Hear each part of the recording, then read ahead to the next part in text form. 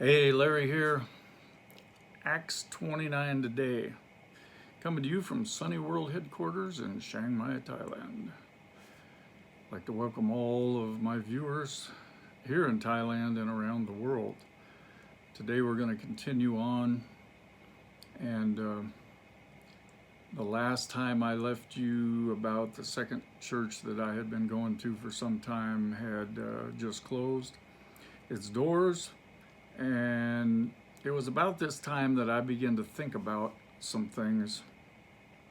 And one of the things I really thought about was in Ephesians 4, it talks about the fivefold gift ministries: apostle, prophet, pastor, teacher, evangelist. And I began to wonder, it seemed like we had the pastors were in ministry, and they were doing what they did, but I always thought about, well, what about the other four? Where are these guys?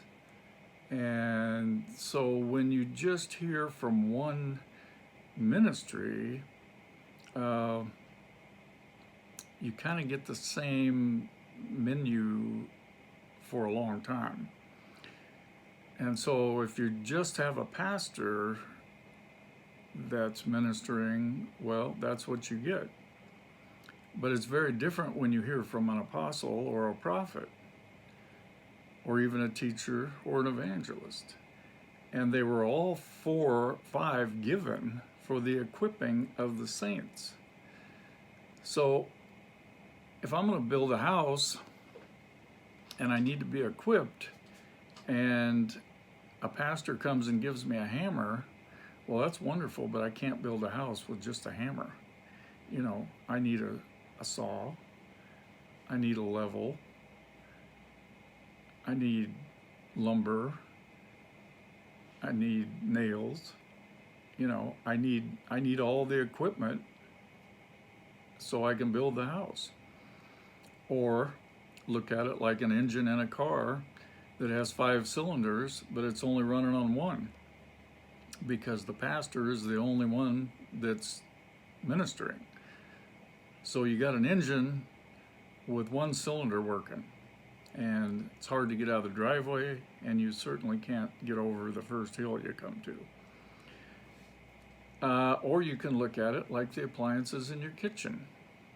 The Holy Spirit's the power source. He powers the fivefold gift ministries, but you're only getting power from the toaster. And so you've been having toast, for years. When there's a blender sitting there not being used, there's a microwave, there's a refrigerator, there's other appliances there that need to be used, to make these meals. So what I did is I began to seek out through books and tapes, because we didn't have the internet then.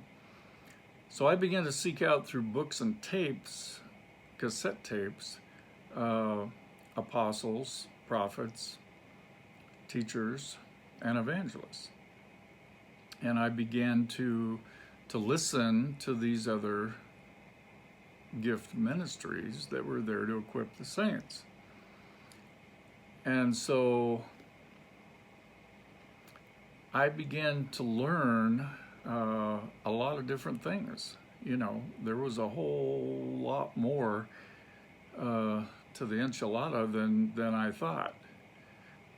So I really got into some good stuff, and fortunately in those days, teachers were very big on the scene in the very beginning of my walk with the Lord. So we had a lot of really, really great teaching, and that was immensely helpful. But that ministry kind of faded out after a number of years, and then the whole pastor ministry took over, and it's like the pastor was everything. I was in Africa once, and at a pastor's conference, teaching at a pastor's conference. And after the conference, I asked these guys that put it on and invited me, I said, well, when are you going to have an apostolic conference or a prophetic conference and have the apostles and prophets come? And they looked at me like a cow at a new gate, you know. And then they just started laughing, you know, because they didn't know what to say. Because everything was pastor's conference, pastors, this, that, and the other. So, you know, that was something that really helped me also as I began to spread out and get teaching and ministry from the rest of the gift ministries besides, you know, just the pastor. So at this time in my life, the marriage is not good. It's not getting any better. It's hanging on by a thread. I'm still driving the truck. And I hate driving the truck, but I'm still driving the truck. And thinking, how am I ever going to get out of this truck? How will I ever get out of this truck? And I had no clue. How anything was going to change in my life. Zero. Well, somewhere along the line in those days, this was probably getting toward the like 1990, 91, somewhere along in there. I used to say this all the time, and I'm not sure even where I got it from or what, but I used to say all the time, I just don't know. You know, I'd drive along in my truck and I'd just say, I just don't know. I just don't know. I don't know how to do this. I don't know how this thing works. I don't know, you know. I just don't know how to do this thing called life and marriage and church and all this stuff. You know, my life was like a 3-ring circus. And I didn't know how to do. I really didn't know how to do all this stuff. So I was highly frustrated and all the rest. Well, one day, my brother called me and he said, everything's gone. And I was like, what? He said, everything is gone. I said, what are you talking about? Everything's gone.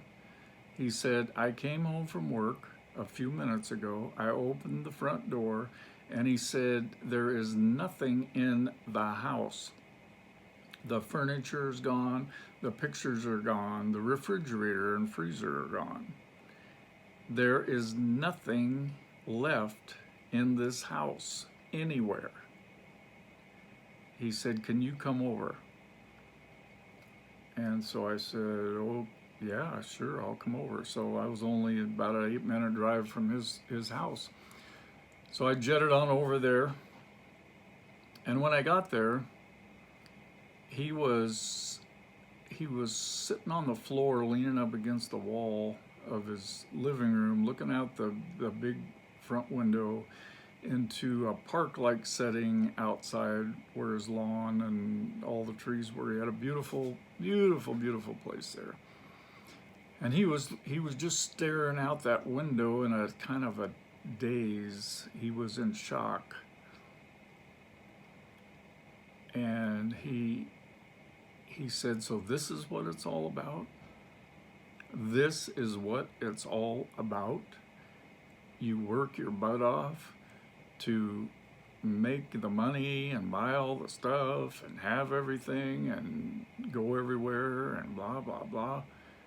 And he said, and this is what happens? This is what it is? And I said, well, what happened? I said, where'd everything go? What's going on? He said, I don't know. I said, well, where's your wife, Carol? He said, I don't know where she is. I said, well, you probably should get a hold of her. Maybe she knows what's going on. About then, there was a knock on the door, and I got him up, and we went out to the front door. There was a guy standing there with a manila envelope, and he handed it to my brother and said, are you Dan Beck? And he said, yes. He handed him the envelope. My brother took it, and the guy left. My brother opened it up, and it was divorce papers from his lovely wife. And he looked at those papers and he said, oh my word, it's Carol. She's divorcing me and she took everything. So what had happened is he went to work that morning, and right after he left, and there was somebody down at his work to make sure he pulled in and went to work. When they were sure he was at work, they backed 2 big U-Haul trucks in, and she had a whole team of people, and they emptied the house out and drove off and left the house completely empty with nothing there. Well, my brother and I figured out that, you know, we were in some kind of a spiritual rut, and we really needed to get out of this rut. A rut is just a grave with both ends kicked out. That's what a rut is. And many people are in a rut. Back in the old wagon train days going west, these people had gone on the same route for so many times with those old wagons that they had worn ruts into the ground that were so deep that you just went in the back of the wagon and went to sleep, and the horses just went on, and the wheels were in the ruts and they couldn't get out of the ruts. So it was impossible for it to get off course. So we realized that we were in a rut. And so we began to cry out to God.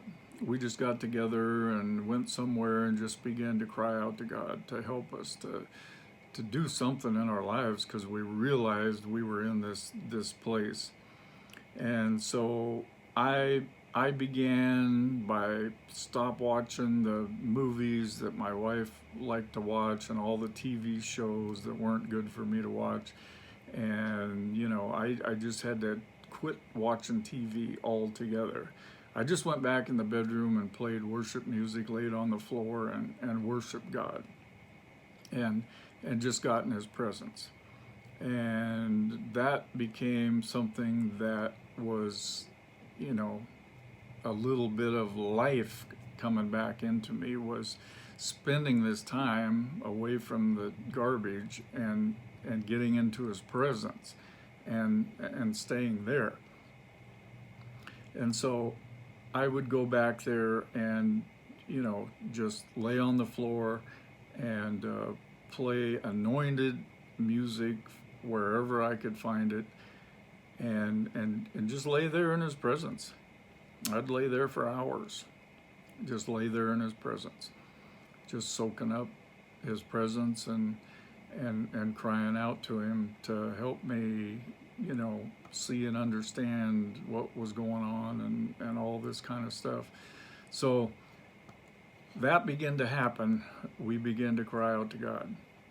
So I'm going to leave it there, and in the next video I'll share some exciting things that happened as a result of that.